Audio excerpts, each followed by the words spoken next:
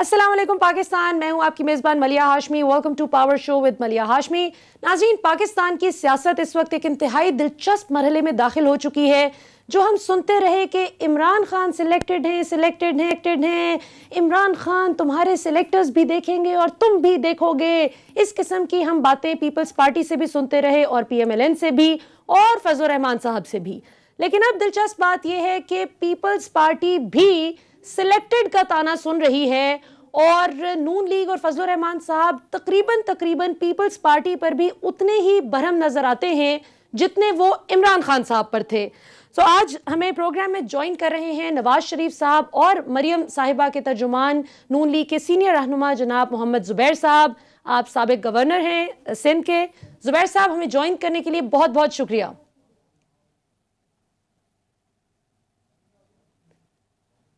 जुबैर साहब, मुझे सुन पा रहे हैं? जी जुबैर साहब, प्रोग्राम में ज्वाइन करने के लिए शुक्रिया। मैं बगैर किसी ताखीर के आपसे फौरी तौर पर यह पूछना चाहूंगी कि ये क्या हो गया? आपकी नजर में तो सिर्फ इमरान खान सिलेक्टेड थे, ये तो जरदारी साहब की जमात को भी आपने सिलेक्टेड कह दिया है, ऐसा क्यों कहा? एक तो आपने कहा कि हम उतने ही भरम नजर आते हैं जितना PTI पर नजर आते थे। बिल्कुल ऐसी बात नहीं है। PTI के तो एक जो भरम नजर आने की बहुत ज्यादा वजूहात हैं, including performance of the government in last 2.5 years, plus जो जनरल इलेक्शन वगैरह जो भी इशूज थे। पीपल्स पार्टी के साथ हमारा मामला बिल्कुल डिफरेंट है। मैं तो उस तरह से जाऊंगा नहीं जिस तरह से कुछ हमारे लोगों ने कहा है, लेकिन डिफरेंस ऑफ ओपिनियन है और बड़ा सीरियस डिफरेंस ऑफ ओपिनियन है हमें पीपल्स पार्टी के साथ। जब ये कैंपेन शुरू हुई थी हम एक साथ थे और हमारी जो ऑब्जेक्टिव थे वो भी बड़े क्लियरली डिफाइंड थे। हमें ये भी एहसास था कि पीपल्स पार्टी के स्टेज जो हैं वो डिफरेंट हैं, फार मोर है रादर कंपेयर टू PMLN, क्योंकि इनकी अपनी हुकूमत है सिंध में। तो हमने रिजाइन करना और उनका रिजाइन करने में उस हद तक तो फर्क है, समझ जाती है, लेकिन उन्होंने इस हुकूमत को गिराने के लिए और ओवरऑल ऑब्जेक्टिव पाकिस्तान की आइन की बालादस्ती के लिए वो उन्होंने साथ देने का वादा किया और वो साथ चले भी। और बहुत सी चीजों में उन्होंने हमें ये भी कहा कि बाई इलेक्शन के हवाले से उन्होंने कन्विंस किया, नहीं बाई इलेक्शन से हिस्सा लेना कितना जरूरी है, सेनेट के इलेक्शन से हिस्सा लेना कितना जरूरी है। मेरा ख्याल है अगर हमें जो जिला शिकवा है पीपल्स पार्टी से, अगर वो उन्होंने नहीं रेजिग्नेशन कर रहे थे, क्योंकि उनका राइट भी बनता है, और चाहे वो बेशक एंड में आते तो वो एक अपनी बड़ी क्लियर कट रैशनल रीजनिंग इन वजूहात के बेसिस पर उसमें रेजिग्नेशन नहीं देंगे। उन्होंने इसके बदले चूज किया एक वो तरीका जो कि एक नन स्टार्टर था PMLN के लिए, जी मियां साहब वापस है। अब उनको ये पता है कि हमारी पोजीशन उसमें क्या है, और इसका सबको, चाहे वो PTI से ताल्लुक हो, इंडिपेंडेंट पैनलिस्ट हो, आप हो, उनको भी पता है कि इसका मतलब इनका संजीदगी नहीं थी जरदारी साहब की, कि वो क्या वो आज भी अगर हम कहें कि आप संजीदा है कि आप रिजाइन कर देंगे अगर मियां साहब आ जाएंगे, तो he was simply taking a dig to position. Zubair साहब, क्या पता वो कर ही देते रिजाइन अगर मियां साहब आ ही जाते। मियां साहब भी तो उनको आजमाइश में डाल सकते हैं ना। नहीं, बस मियां साहब तो जरदारी साहब की वजह से नहीं रुके हुए ना। मैं कह रहा हूँ कि PMLN की जो किस वजह से रुके हुए मियां साहब, किस वजह से नहीं आ रहे पाकिस्तान? मैं बता देता हूँ। तो वो एक मैं वो वजाहत कर देता हूँ। बस मैं ये जो पीपल्स पार्टी के हवाले से जो हमारा जिला शिक्षा है वो मैं बता दूं कि भाई वो उनका जो मकसद था और वो बिल्टअप होता है। देखो ना, अगर आप ये कहते हैं कि जैसे हम बार बार कह रहे थे आप रिजाइन करें, हम बार बार एक चीज की लॉन्ग मार्च की बात कर रहे थे, उनका अपना मौक़िफ़ आता था, हमारा अपना मौक़िफ़ आता था। अगर आपको ये था ही कि जी आप मियां साहब वापस आए तो हम रिजाइन करते हैं, तो उसको उन्होंने तरीके से उठाना था, हमारे से डिस्कस करते कि जी ये देखिए ये बड़ा अच्छा होगा। अगर संजीदगी थी, हम समझते हैं कि संजीदगी थी नहीं उनके उसमें कहने में। ठीक है। अब आपका सवाल है कि जी मियां साहब क्यों नहीं वापस आते हैं। मेरे ख्याल है काफी दफा मैं तो खैर बहुत से पहले दिन से एक्सप्लेन करता रहा, पाकिस्तान में जब इंसाफ के तकाजे पूरे नहीं होंगे जब तक मियां साहब की गर्दन हम इनके हवाले नहीं कर सकते। और इंसाफ के तकाजे पिछले 3-4 साल से उनके लिए पूरे नहीं हुए और I can list down a number of things کہ جس پر ہمیں سیریس کنسرن ہے. یعنی انصاف کے تقاضے پورے ہونے کا میاں صاحب کی بیماری سے کوئی تعلق نہیں ہے. ماشاءاللہ میاں صاحب صحت تندرستی کے ساتھ ہیں. آپ یہ کہہ رہے ہیں کہ وہ اب ٹھیک ہو گئے ہیں ماشاءاللہ. دیکھیں آپ ٹھیک تو نہیں ہو گئے, بٹ دا مین ریزن جو آج میں تو اگر آپ ایک سال پہلے کبھی میرا انٹرویو اٹھائیں گی میں اس وقت بھی یہ کہتا تھا, I was one of the first one to advise Mian Sahib کہ جی آپ آ کے سنائیں, بیکاز جب ایک انصاف کے تقاضے ہی نہیں پورے ہوتے ہیں, جس ملک میں 45 سال پرانے کوشچن کیے جاتے ہیں فائنینشیل انٹیگریٹی کو اسٹیبلش کرنے کے لیے, جو دنیا کی تاریخ میں کبھی نہیں ہوا, جب مانیٹرنگ جج پر رکھا جاتا ہے, جب سپریم کورٹ ڈائریکٹ کرتی ہے نیب کو کہ ریفرنسز فائل کریں, جب سپریم کورٹ یہ کہتی ہے کہ 6 مہینے میں فیصلے کریں, مجھے تاریخ میں اٹھا کے بتا دیتے ہیں تاریخ میں. زبیر صاحب تاریخ میں ہم نے یہ بھی تو نہیں دیکھا نا کہ کوئی خاتون جیل سے یہ کہہ کر, جس طرح اسلام آباد ہائی کورٹ سے مریم نواز شریف صاحبہ یہ پلی لے کر بیل پر نکلیں کہ میں نے اپنے بیمار والد کی تیمارداری کرنی ہے, اور اس کے بعد ماشاءاللہ ہمیں ان کے والد کافی بہتر صحت میں دکھائی دیے, اللہ تعالیٰ ان کو مزید صحت تندرستی سے نوازیں, لیکن وہ اس کے بعد سیاست کرتی ہوئی دکھائی دیں اور پھر قومی سلامتی اداروں پر جی بھر کر اٹیکس ہو رہے ہیں. ہم نے پاکستان کی تاریخ میں یہ بھی نہیں دیکھا. آپ مجھے کوئی اور خاتون دکھا دیں پاکستان میں مریم صاحبہ کے علاوہ جو بیل پر نکلیں تیمارداری کا کہہ کر اور قومی سلامتی اداروں پر اٹیکس کریں. پہلے میں اس کا کانٹیکٹ کوسچن کر لیتا ہوں آپ سے. پہلی بات تو یہ کہ ان کو اریسٹ کس بیسس پہ کیا. ڈونٹ یو تھنک کہ the arrest itself is a very fundamental question. Why was she arrested in the first place? There was no basis of her being arrested. ان کو کیا تھا چودھری شوگر مل کے case میں arrest. اب آپ سے میں صرف آپشن نہیں ملتا ہے. 1.5 سال ہو گیا اس اریسٹ کو. 3 اسٹیج پروسیس ہے نیب کا. ایک ہے ان کا انکوائری, کیا انکوائری, پھر ہے وہ جو بھی انویسٹیگیشن, اور تیسرا ہے ریفرنس. اب مجھے آپ یہ بتا دیں کہ انکوائری ہوئی نہیں, انویسٹیگیشن ہوئی نہیں, ریفرنس فائل نہیں ہوا, اور آپ نے اٹھا کے ان کو خاتون کو وہ تو نیب میں زبیر صاحب یہ تو نیب کی انکمپیٹنس ہے نا کہ انہوں نے یہ کیا. نیب نے تو یہ بھی غلط کیا کہ لاہور ہائی کورٹ کی طرف وہ جا پہنچے اور وہاں سے ان کی بیل کینسل کرنے کی درخواست دے دی, جبکہ ان کو اسلام آباد ہائی کورٹ جانے کا مشورہ کوئی بھی لیگل ایکسپرٹ دیتا. آپ لوگ پتہ کیا فنڈامنٹل کوسچن کو نہیں ایڈریس کرتے. کیا کرتے فنڈامنٹل جو کوسچن ہے دیکھیں نیب کے چیئرمین کے پاس اختیار ہے کہ وہ کسی اسٹیج پر بھی اریسٹ کر سکتے. بالکل ٹھیک ہے نا, but he has to justify. جس طرح سے کرکٹ کے کیپٹن تو نیب جسٹیفائی کرے گا نا زبیر صاحب. وہ تو جی پلیز مجھے کلیریفائی کرنے کی. جی پلیز. جس طرح کرکٹ کیپٹن کے پاس ڈسکریشن ہوتا ہے ٹیم سلیکشن کا, یا پرائم منسٹر کے پاس اپنی کیبنٹ سلیکشن کا ڈسکریشن ہوتا ہے, but he has to justify the selection. He can't just say کہ جی میں نے محمد زبیر کو اس لیے سلیکٹ کر دیا تھا کرکٹ ٹیم میں کہ ان کو بہت شوق ہے.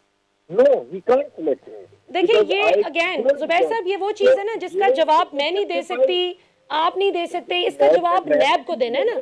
اب میں تھوڑا سا سر پیپلز پارٹی کی طرف آنا چاہوں گی. میرا سوال جوں کا تو موجود ہے کہ آپ ان کو سلیکٹڈ کیوں کہہ رہے ہیں, کیونکہ آپ مریم صاحبہ کے ترجمان ہیں, تو مریم صاحبہ نے کھل کر یہ کہا بھی, اور میں چاہوں گی وہ شارٹ سنا دیں جی مریم صاحبہ کا جو کل. جی ٹھیک ہے, چلیں پھر آپ اس کا جواب دے دیں کہ مریم صاحبہ پیپلز پارٹی کو پھر سلیکٹڈ کیوں کہہ رہی ہیں, جن گیلانی صاحب کی سینیٹر بننے کی خوشی میں آپ لوگ بہت مٹھائیاں بھی کھا رہے تھے, آج ان کے اپوزیشن لیڈر بننے پر نون لیگ کو کیا اعتراض ہے؟ مریا, آپ نے اپنے پروگرام کے جانے کے لیے جس طرح سوال پوچھے ہیں تو آپ کی مرضی ہے, میں جواب اپنی مرضی سے دوں گا. میں صرف یہ کہہ رہا ہوں کہ ہمارے پولیٹیکل ڈفرینسز ہیں پیپلز پارٹی کے ساتھ, اور ہر ایک کا اپنا طریقہ کار ہوتا ہے جواب دینے کا. We have serious political differences with Pakistan Peoples Party. I am not going to go into the intent of Bilawal Bhutto. ہمیں وہ بھی اعتراض تھا when Bilawal Bhutto was building up the pressure to dislodge the Punjab government. وہ بہت serious مسئلہ تھا ہمارے لیے کہ پارٹی جس کی 7 سیٹیں ہیں 370 میں سے, وہ کنٹمپلیٹ کر رہے پنجاب میں نئے چینج لانے کے لیے وداؤٹ ٹیکنگ انٹو اکاؤنٹ کہ ہم نہیں چاہتے ہیں چینج لانے کے لیے. And he is quoting names. آپ مجھے بتائیں کہ 2013 سے 2018 کے درمیان پی ایم ایل این کی سندھ میں 7 سیٹیں تھیں 120 کے ہاؤس میں. ہم بات کر سکتے تھے کہ جی ہم وہاں پنجاب اسمبلی میں چینج جاتے ہیں اور فلانے کو بنا دیں chief minister. It's a fundamental question. It is like coming and trying to take our space within Punjab جو ہمارا پاور ہاؤس ہے. بالکل ہم اس میں کیسے الاؤ, اب یہ ہماری مرضی ہوگی کہ ہم نے الاؤ چینج کرانا ہے, یہ ہماری مرضی ہوگی کہ ہم نے کس کو چیف منسٹر بنانا ہے. اور خاص ریالٹی کے لیے ہم کنسنٹریٹ کریں گے جسٹ بیکاز ہم ایران کو اکھاڑنے کے لیے فصل گورنمنٹ ہے, ہم وہاں چینج لے آئے پرویز الہی کی مرضی کو تختہ کرتے ہیں اور پھر فیڈرل حکومت کے گرنے کا انتظار کریں. بالکل ٹھیک. ابھی ہم اچھا زبیر صاحب, جی زبیر صاحب میں یہ بھی پوچھنا چاہوں گی کہ ایک نون لیگ کی طرف سے یہ بھی پھر کل پرسوں سے بہت بات کی جا رہی ہے کہ اگر گیلانی صاحب کو بننا ہی تھا اپوزیشن لیڈر تو وہ پیپلز پارٹی سے بند کمرے میں بیٹھ کر پیپلز پارٹی آپ سے بند کمرے میں بیٹھ کر بات کر لیتی بجائے اس کے کہ باپ سے وہ ووٹ لیتے. تو آپ کو بھی تو پتا تھا نا کہ وہ کب سے کہہ رہے ہیں کہ گیلانی صاحب کو بنا دیں اور آپ کہہ رہے ہیں اعظم نذیر تارڑ صاحب کو, تو آپ نے بھی کوئی ان کی منت سماجت کا انتظار ہی کیوں کیا, آپ کیوں نہیں مان گئے ان دا فرسٹ پلیس؟ مان گئے ان دا فرسٹ پلیس بیکاز ایک پرنسپل ڈیسائیڈ ہوا تھا اور وہ پرنسپل بڑا کلیئر تھا. اور آپ خود سوچیں کہ وہ پرنسپل میں کوئی ایسی کوئی انہونی بات تو کہ جی چیئرمین جو ہے وہ پیپلز پارٹی کا چیئرمین JUIF کا leader of the opposition PMLN is a major party, ہم نے 83 ووٹس ان کی جھولی میں ڈالے سینٹ کی سیٹ دلوانے کے لیے. ہم سینٹ کے چیئرمین کے لیے اتنے ہی شوق سے اتنی اشتیاق سے ان کو بنانا چاہتے تھے, چیئرمین بنانا چاہتے تھے. یہ اصل کیا ہو گیا, اب اگر پیپلز پارٹی کی بات مان لی جائے کہ وہ ہار گئے ہیں تو JUIF نہیں کہے گا کہ بھی اچھا ٹھیک ہے وائی پیپلز پارٹی کو لیڈر آف دی اپوزیشن, ہم بھی تو آ رہے ہیں, ہمیں بھی تو ہروایا گیا ہے تو ہمیں بھی بنوا دیں, ہمیں دے دیں لیڈر آف دی اپوزیشن کا. تو ایک ڈیفرنس میک اینی سینس, اس وجہ سے ہم نے کہا تھا. اور دوسری بات یہ تھی کہ وہ جو ہم کہتے ہیں کہ آج ساتھ بیٹھ کے, تو ساتھ بیٹھ کے ہمارا مطلب بڑا کلیئر ہے کہ آپ خود بتائیں کہ کل کو ہم اس دن پرسوں بیٹھے ہیں رائزنگ میں اور ہم ٹی وی پر امیجز دیکھ رہے ہیں کہ وہاں سنجرانی صاحب کے ساتھ وہ بیٹھ کے فائنلائز بھی کر لیا انہوں نے. That was a bit too much for us to absorb. بالکل ٹھیک. اللہ کرے یہ ٹھیک ہو جائے, جھگڑے ہوتے ہیں پالیٹکس. چلے زبیر صاحب آپ کی دعا تو اپنی جگہ, بس آخر میں یہ سوال پوچھنا چاہوں گی کہ پیپلز پارٹی نے کہا کہ آپ ضمنی انتخابات لڑیں, آپ نہیں لڑنا چاہتے تھے, آپ مان گئے. انہوں نے سینٹ الیکشن پر آپ کو آمادہ کیا, آپ نے حصہ لے لیا. انہوں نے چیئرمین سینٹ کے لیے آپ سے درخواست کی, آپ ان کے ساتھ مان گئے. وہ جو کہتے رہے آپ خاموشی سے مانتے رہے منوان. تو کیا آپ لوگ اتنے ہی پولیٹیکلی امچور تھے کہ آپ کو سمجھ نہیں آئی کہ آپ کے ساتھ کسی بھی سٹیج پر جا کر یہ ہاتھ ہو سکتا ہے؟ میرا بھی خیال ہے کہ دیکھیں ہم جب مانے تھے تو اس میں صرف اس وجہ سے نہیں مانے تھے کہ ہم ایک PDM کی جماعت کو فیسیلیٹیٹ کرنے کے لیے مانتے تھے. اگر پیپلز پارٹی نے یا JUIF نے یا اختر مینگل نے کسی نے بھی کوئی بات لاجیکل کی جس کا پولیٹیکل سینس ہے تو we went along with it. تو اس میں یہ بات نہیں تھی کہ انہوں نے کہا ہے یا ہم نے کہا ہے, یہ ہم نے کوئی مجبوری میں, یہ تو نہیں ہمارے ہاتھ بندھے ہوئے تھے. ہم نے بھی فیصلہ اپنی انٹرنل پارٹی میٹنگز میں کیا کہ جی کیا اس کا پولیٹیکل سینس ہے, کیا اس سے کیمپین کو فائدہ ہوگا یا نہیں ہوگا. میں نے خود ٹی وی پر یہ کہا تھا کہ امیجن کریں کہ اگر ہم PDM کی جماعتیں بائی الیکشن زیادہ تر جیتتے ہیں چاروں صوبوں میں تو اس سے مومنٹم ایک بالکل آگے بڑھے گا. تو یہ تو صرف پیپلز پارٹی کی بات نہیں, بالکل ان کی تجویز جو ہم نے مانی جس میں پولیٹیکل سینس تھا جو انہوں نے پیش کیا اور ہم نے اس سے. تو اب آخر میں آپ پیپلز پارٹی کو ساتھ لے کر چلنے کے لیے کس شرط پر تیار ہیں؟ کیونکہ کل پرسوں تو آپ لوگ کہہ رہے تھے کہ نکال باہر کیجئے, فضل الرحمان صاحب سے آپ لوگوں کی استدعا ہو گئی تھی. مطلب دیکھیں آپ کو یہ میں اپنی رائے تو دھیان نہیں دوں گا کہ کس بیسس پر ان کو واپس آنے دیں گے. 4 تاریخ کو ان کی سینٹرل ایگزیکٹو کمیٹی کی میٹنگ ہے, اس میں انہوں نے فیصلہ کرنا ہے. تو I think we should be patient till four. ٹھیک ہے, بالکل ٹھیک ہے, بالکل ٹھیک ہے. زبیر صاحب بہت بہت شکریہ, آپ نے وقت نکالا. ناظرین پروگرام میں جوائن کر رہے ہیں پیپلز پارٹی کے سینئر رہنما جناب فیصل کریم کنڈی صاحب. کنڈی صاحب پروگرام میں جوائن کرنے کے لیے بہت بہت شکریہ. ناظرین یہاں پر وقت ہوا ایک شارٹ کمرشل بریک کا. ڈونٹ گو اینی ویئر, کیونکہ ابھی ہم نے لیا ہے نون لیگ کا موقف اور اب ہم بریک کے بعد لیں گے پیپلز پارٹی کا موقف. سی یو آفٹر شارٹ بریک.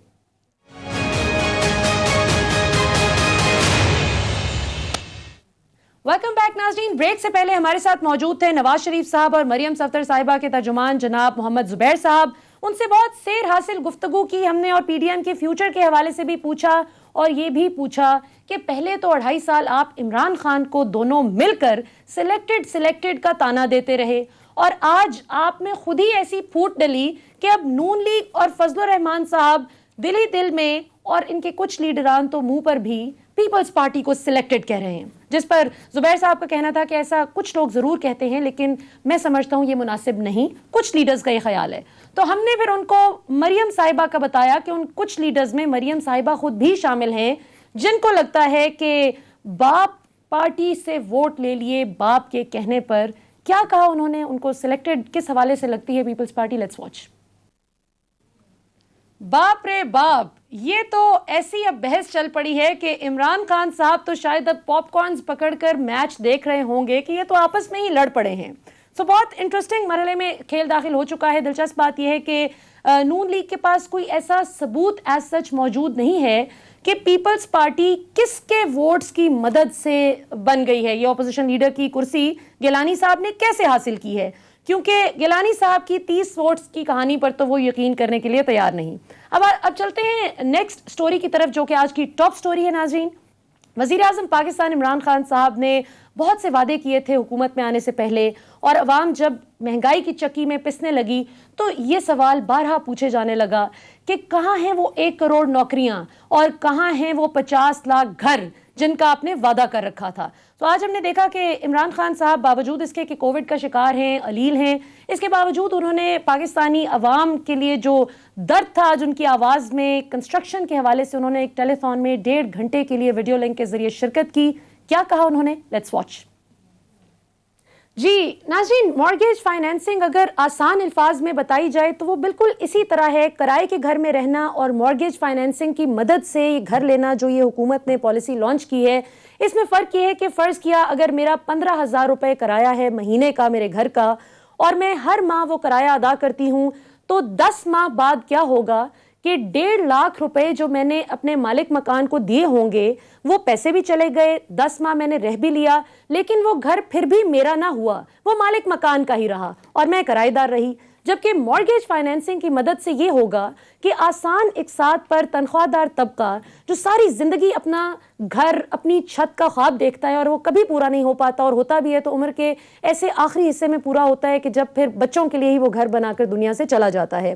तो इसमें फ़ायदा ये होता है मॉर्गेज फाइनेंसिंग में कि मैंने अगर 15,000 रुपए की किस्त हर माह अदा की तो 10 माह बाद वो जो 1.5 लाख रुपए मैंने अदा किए वो मेरे घर की ओनरशिप में चले गए, यानी मैं 10 कदम आगे बढ़ गई उस घर को अपना बनाने में और वो किस्तों की मद में अदा हो गए, यानी 1.5 लाख रुपए मैंने अपने घर की कीमत अदा कर दी जो अदरवाइज किराए के घर में रहते हुए किराया देती न घर अपना होता और किराया भी जाता। यहाँ पर किराया तो दिया लेकिन एक तरह से छोटी सी इंस्टॉलमेंट दी ताकि ये घर मेरा हो जाए। सो उम्मीद है कि मैं आपको आसान अल्फाज में इसको समझाने में कामयाब हो पाई होंगी। हमारे साथ आज स्टूडियोज में मौजूद हैं इसी हवाले से गुफ्तगू करने के लिए कंस्ट्रक्शन इंडस्ट्री के एक बहुत ही एक्सूबरेंट यंग एंटरप्रेन्योर उमर हारून साहब। उमर साहब, हमें स्टूडियोज में ज्वाइन करने के लिए बहुत बहुत शुक्रिया। थैंक यू जी, तो बताइए कि आप एक यंग एंटरप्रेन्योर हैं और आप 10-11 साल से गालिबन इस इंडस्ट्री में काम कर रहे हैं। सो ये कैसे पाकिस्तानी अवाम को फ़ायदा देगी ये पॉलिसी? अस्सलाम वालेकुम। ये जो इक़दामात आज हमने देखे लाइव टेलीथॉन में और उसकी अवेयरनेस जो बढ़ाई जा रही है, ये पहली दफ़ा कंस्ट्रक्शन इंडस्ट्री में ऐसा हुआ है एंड आई थिंक इसका इम्पैक्ट जो है बहुत लॉन्ग टर्म होगा और बहुत हैवी इम्पैक्ट होगा चंद दिनों में। फॉर द फर्स्ट टाइम जो लेंडिंग से रिलेटेड जो रेगुलेशन या कानून थे वो सारे आ गए हैं, जिसकी वजह से अब प्राइवेट बैंक्स इस बंगले और मॉर्गेजेस के लिए लेंडिंग करना शुरू करेंगे।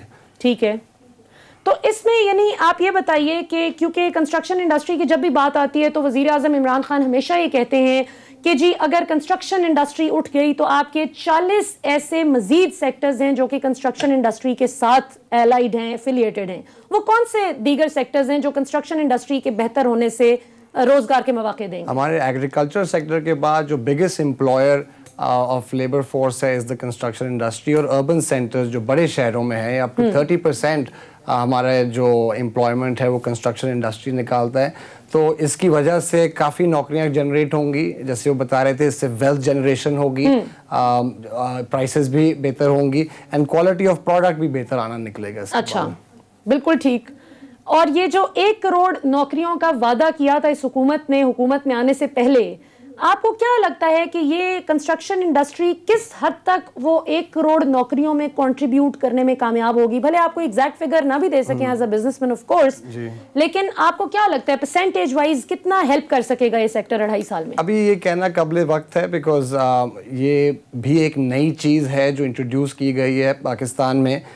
बाकी ममालिकों में तो ये पोर्टफोलियो का जीडीपी का बहुत बड़ा हिस्सा बनता है, हमारे यहाँ ये जीडीपी का अभी 2.5% फॉर्मल सेक्टर में बनता है। तो ये कहना कबले वक्त है, लेकिन इस आज के बाद ये ज़रूर है कि इसका किबला दुरुस्त कर दिया गया है और इंशाल्लाह आने वाले वक्तों में इसका एक बहुत मेजर इम्पैक्ट आएगा जीडीपी में और एम्प्लॉयमेंट में। बिल्कुल ठीक। अच्छा, ये बताएं कि आप 10-11 साल से ये बिजनेस कर रहे हैं, आपको ये बिजनेस शुरू करके क्या मुश्किलात पेश आई? क्योंकि बहुत से यंग लड़के लड़कियां आपकी तरह होंगे जो इस बिजनेस में आए होंगे, उनके लिए आप क्या कहना चाहेंगे कि वो किन चैलेंजेस को कोप करने के लिए तैयार रहें? और दूसरा, मैं एक और क्वेश्चन भी इसके साथ क्लब कर दूं कि आपने अगर 10-11 साल ये बिजनेस किया है तो इसका मतलब है कि आपने इमरान खान की हुकूमत में भी ये कारोबार किया है, नवाज शरीफ की दौरे हुकूमत में भी किया है और आसिफ जरदारी के दौरे हुकूमत में भी किया है। तो आप क्या फ़र्क देखते हैं तीनों में? जी, मुझे अब ये 11वां साल चल रहा है। इसमें जब मैं नया इसका सेक्टर में आया था तो पीपल्स पार्टी की हुकूमत थी, फिर उसमें बाद नवाज शरीफ भी आए। जो मेन चेंज जो हम देख रहे हैं इस दफ़ा की गवर्नमेंट में वो यही है कि गवर्नमेंट खुद करने के बजाय रेगुलेशंस और कवानीन के ज़रिए प्राइवेट सेक्टर को एम्पावर करना चाह रही है। पिछली हुकूमतों में हमने देखा कि मेगा प्रोजेक्ट्स और मेगा इंफ्रास्ट्रक्चर प्रोजेक्ट्स और बाहर की इन्वेस्टमेंट लाने में ज़्यादा फोकस था उनका, वो भी बहुत अच्छे काम हुए। लेकिन ये वाला जो काम है इसमें प्राइवेट सेक्टर अब खान साहब के बाजू बनेंगे और उनका जो टारगेट 50 लाख घरों का है या 1 करोड़ नौकरियों का है, क्योंकि इसको पूरा करने में गवर्नमेंट कभी भी पूरी नहीं हो सकती थी। ये इन लोगों ने बिल्कुल सही स्टेप लिया कि इसमें सारा प्राइवेट सेक्टर अब जैसे गाड़ी को एक तरफ से धक्का लगाएंगे और इंशाल्लाह इसमें यूल सी के इकोनॉमिकली और हर सूरत में ये बहुत बेहतर इसके फवायद नजर आएंगे। बिल्कुल ठीक है। और अच्छा, वो सवाल मेरे ख्याल है अभी अनएड्रेस्ड ही है कि 1 करोड़ नौकरियों में आपको क्या लगता है कि कितने % कंस्ट्रक्शन इंडस्ट्री इंप्रूव होने से कंस्ट्रक्शन इंडस्ट्री और इसके साथ जो एलाइड इंडस्ट्रीज हैं वो किस हद तक कंट्रीब्यूट कर सकते हैं? एलाइड इंडस्ट्रीज में बेतहाशा इंडस्ट्रीज हैं, लाइक आई सेड, इसमें सरिया, सीमेंट, ग्लास, एल्यूमिनियम, सारे आपके माइनिंग, जो सैंड क्रश, जितने भी इनफॉर्मल सेक्टर्स ये सब इसमें इसका हिस्सा होती हैं।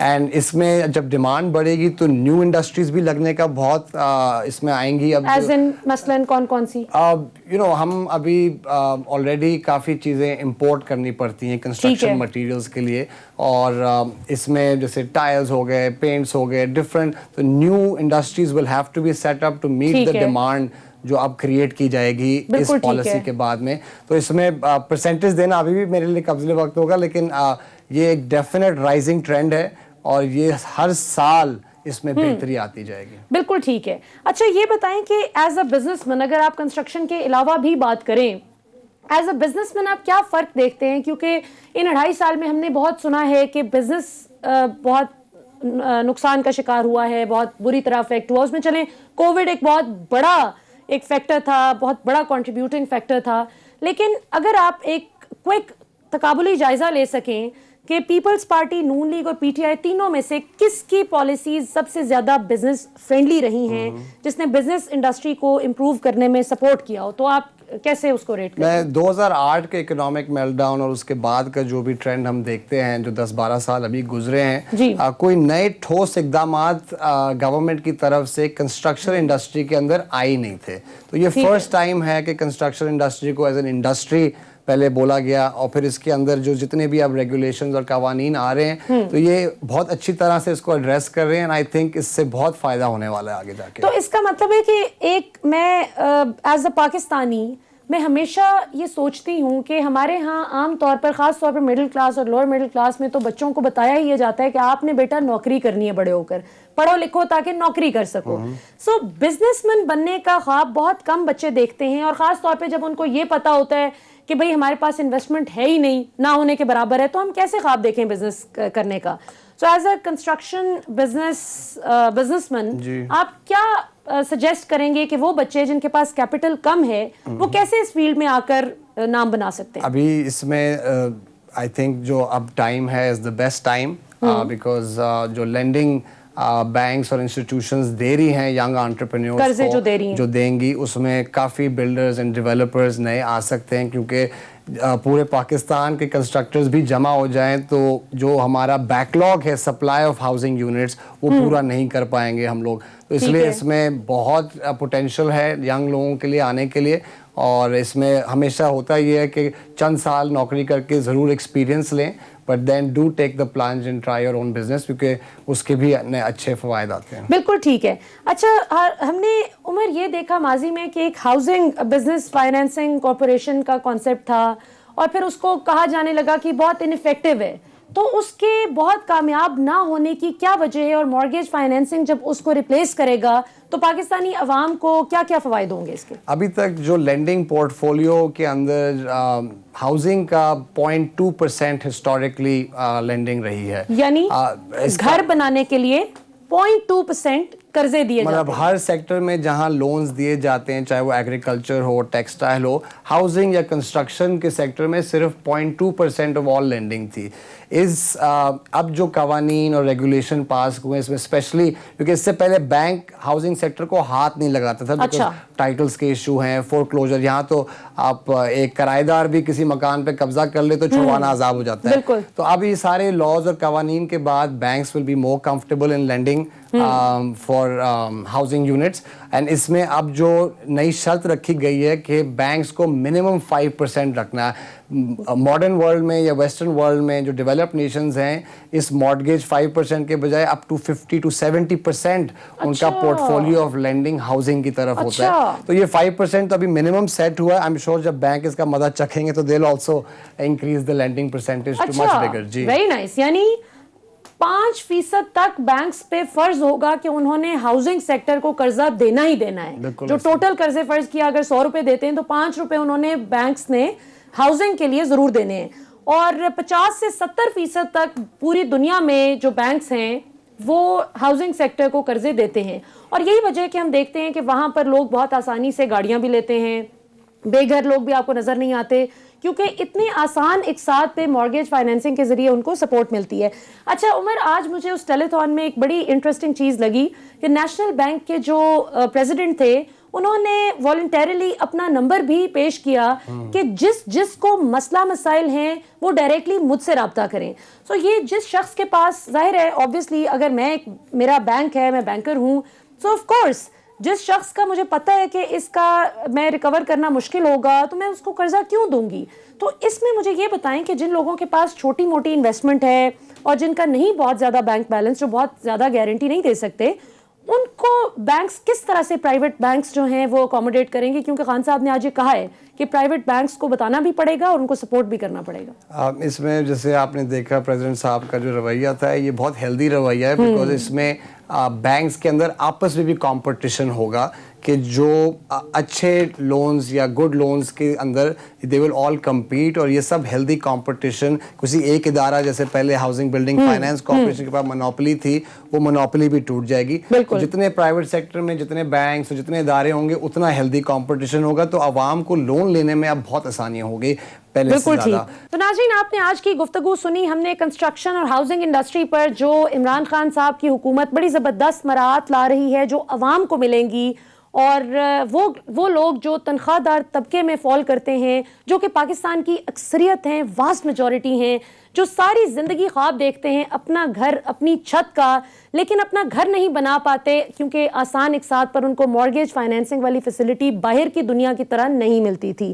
سو ہم امید کرتے ہیں کہ جیسے ہماری ڈسکشن بھی ہوئی کہ انشاءاللہ تعالی کنسٹرکشن انڈسٹری بھی امپروو ہو، ہاؤسنگ فیسلٹی بھی عوام کو ملے، اور اس مارگیج فائنینسنگ کے ذریعے زیادہ سے زیادہ لوگ اپنے گھر کے مالک بن سکیں اور کنسٹرکشن سے ریلیٹڈ جتنی بھی 40-50 انڈسٹریز ہیں ان کے امپروو ہونے سے انشاءاللہ پاکستان میں روزگار کے مواقع زیادہ پیدا ہوں, پاکستان کا جی ڈی پی امپروو ہو سکے. کہ بہرحال وہ کہتے ہیں نا کہ شکوہ ظلمت شب سے تو کہیں بہتر تھا, اپنے حصے کی کوئی شمع جلاتے جاتے. اس کے علاوہ ہم نے آج بات کی پاکستان کے سیاسی صورتحال پر کہ پی ڈی ایم اب کس طرف جا رہی ہے, اور نواز شریف صاحب اور مریم صفدر صاحبہ کے ترجمان جناب محمد زبیر صاحب نے ہمیں آج پروگرام میں جوائن کیا, اور انہوں نے ہمیں کچھ بہت دلچسپ باتیں, پیپلز پارٹی کے ساتھ کچھ شکوے بھی کیے, کچھ اپنا انہوں نے دل ہلکا بھی کیا, اور کچھ ہم نے بھی پاکستانی عوام کے کنسرنز ان کے سامنے رکھے کہ جناب آپ تو کہتے ہیں کہ اگر نواز شریف صاحب سے گیلانی صاحب یا زرداری صاحب مانگ لیتے یا اپوزیشن لیڈر کی سیٹ تو کیا وجہ تھی کہ وہ نہ دیتے؟ اگر ایسی ہی بات تھی تو آپ کو پہلے ہی مان جانا چاہیے تھا. جبکہ پیپلز پارٹی کا شکوہ نون لیگ سے بہت دلچسپ ہے ناظرین. وہ یہ کہتے ہیں کہ ہم نے تو کبھی شکوہ نہیں کیا, آپ نے پی ٹی آئی کے ساتھ اپنی سیٹلمنٹ کر لی, پنجاب کے سینٹ الیکشن میں 5 لوگ آپ کے انپوزڈ آ گئے, 5 لوگ ان کے انپوزڈ آ گئے. ہم نے تو نہیں کہا کہ آپ نے پی ٹی آئی کے ساتھ مکمکا کر لیا ہے. نہ ہی ہم نے خیبر پختونخوا میں جب آپ نے عباس آفریدی اپنے کینڈیڈیٹ کو پیپلز پارٹی کے کینڈیڈیٹ فرت اللہ بابر صاحب کے احترام میں بٹھایا نہیں بلکہ کنٹیسٹ کرایا الیکشن, سو ان کی وجہ سے عباس آفریدی جب جیت گئے تو فرت اللہ بابر صاحب ہار گئے. اگر آپ یہ نہ کرتے تو ہم اتنی امپورٹنٹ سیٹ سینٹ کی نہ ہارتے کے پی سے, لیکن ہم نے یہ بھی شکوہ نہیں کیا. البتہ دوسری طرف نون لیگ کا شکوہ بالکل بجا ہے کہ جب آپ ہمارے ساتھ ایک اتحاد کر کے چلے ہیں, بھلے پاکستان کی عوام کی اکثریت کہتی رہی کہ یہ ایک مصنوعی اتحاد ہے, غیر فطری اتحاد ہے, جو بھی آپ اسے کہیں, لیکن اصول کی بات یہاں پر نون لیگ کی بالکل درست ہے کہ آپ جب ہمارے ساتھ الائنس کر کے چلے تھے تو آپ کو یہ چاہیے تھا کہ اپوزیشن لیڈر کی بات کرنے کے لیے صادق سنجرانی صاحب کے پاس جانے سے پہلے آپ ہم سے مشورہ ضرور کرتے کہ آخر صادق سنجرانی صاحب وہی چیئرمین سینٹ ہیں جن کے چیئرمین سینٹ بننے کے خلاف آپ عدالت میں گئے ہیں. سو ناظرین, پاکستان کی سیاست تو ایسی ہی ہے, آج کے دشمن کل کے دوست, کل کے دوست آج کے دشمن. سو دیکھنا یہ ہے کہ کون سی سیاسی جماعت اور کون سا سیاستدان پاکستانی عوام کے کنسرنز کو ایڈریس کرتا ہے, پاکستانی عوام کے لیے کون بولتا ہے, پاکستانی عوام کے مسائل کو حل کرنے کے لیے کون بولتا ہے. ہم تھک چکے ہیں اب یہ باتیں کر کے کہ یہ اس سے ناراض ہو گیا, وہ اس سے نہیں بولتا, وہ اس کے ساتھ مل بیٹھا. ان کی سیاست تو ایسی ہی چلتی رہے گی چاہے کوئی بھی سیاسی جماعت ہو. پاکستانی عوام کا اب فرض ہے کہ وہ حکمرانوں سے بھی اور اپوزیشن کوارٹرز میں بیٹھے ہوئے سنجیدہ سیاستدانوں سے بھی یہ سوال کریں کہ آخر ہم جو مہنگائی کی چکی تلے پس رہے ہیں تو حکومت اس مہنگائی کو ختم کرنے کے لیے کیا کر رہی ہے. ہم جس مہنگائی کی چکی تلے جس عذاب میں پس رہے ہیں اس میں اپوزیشن سیاست کرنے کی بجائے جینوئن کنسرن کے ساتھ ہمارے لیے کب بولنا شروع کرے گی. اس دن پاکستان کی سیاست بدلے گی جس دن پاکستانی عوام میں یہ شعور آ گیا کہ ہم نے اپنے حق کے لیے بولنا ہے, ہم نے اپنے انٹرسٹ کو سیف گارڈ کرنے کے لیے بولنا ہے. یہ تیر, شیر اور بلے کے نعرے لگانے سے پاکستان میں تبدیلی نہیں آئے گی, نہ ہی اس بات سے آئے گی کہ یہ آپ کا کوئی من پسند سیاستدان فلاں عہدے پر چلا گیا اور فلاں وزیر بن گیا.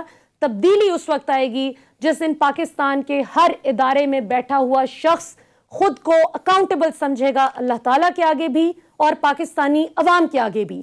جس دن ان کو پتا ہوگا کہ پاکستانی عوام کے ٹیکس کا پیسہ کس قدر خون پسینے کی کمائی سے ادا کیا جاتا ہے اور ہم نے اس کو پاکستانی عوام کے انٹرسٹ کے لیے جو ہے خرچ کرنا ہے, وقف کرنا ہے. اس کے ساتھ ہی ناظرین آج اجازت دیجیے, انشاءاللہ آپ سے نیکسٹ ویک سیٹرڈے کو رات 10 بجے پھر ملاقات ہوگی. پاکستان زندہ باد.